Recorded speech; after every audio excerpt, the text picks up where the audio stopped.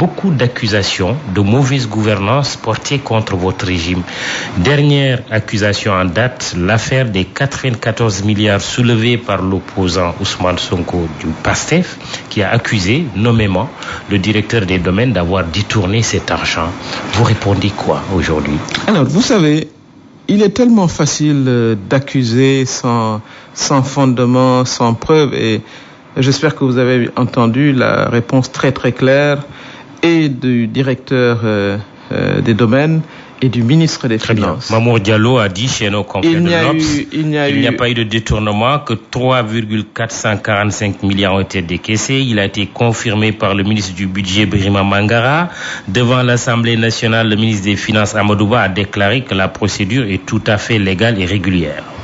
Vous savez, on est entré dans une nouvelle phase de communication où des leaders qui pensent que les Sénégalais sont un peu, entre parenthèses, naïfs, ils peuvent croire tout ce qu'on leur dit, inventer, il en restera toujours quelque chose. Ce n'est absolument pas vrai. Il n'y a eu aucun détournement de 94 milliards. D'ailleurs, l'Assemblée nationale a décidé d'avoir une commission d'enquête. J'espère que dès lundi, j'espère que le député Sonko ira expliquer. Il a déjà réagi en disant qu'il ne répondrait pas à la convocation d'une telle commission. Mais évidemment, c'est parce qu'il sait très bien que les faits ne tiennent pas.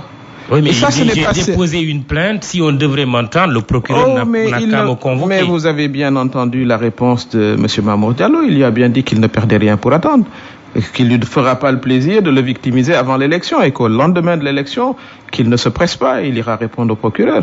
Mais ses collègues, ses pairs, qui partagent avec lui l'Assemblée nationale, lui demandent de venir expliquer, parce que 94 milliards, c'est énormément d'argent pour un pays. Vous annoncez cela sans base, vous êtes démenti, on demande une commission d'enquête, vous dites que vous n'y allez pas. Ce n'est juste pas sérieux. Et ce n'est pas comme ça qu'on va convaincre nos concitoyens. Nos concitoyens sont des gens doués de raison.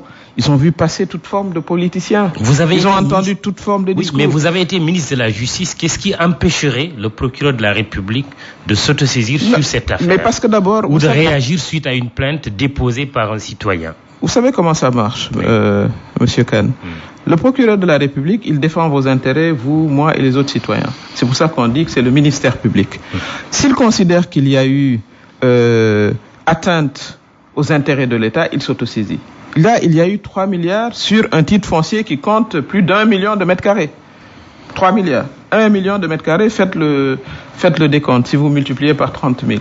Évidemment, l'État n'est pas lésé. L'État reste devoir, je pense, beaucoup d'argent d'ailleurs aux propriétaires du titre, mais comme c'est une procédure qui est longue, il n'y a absolument pas eu d'argent décaissé.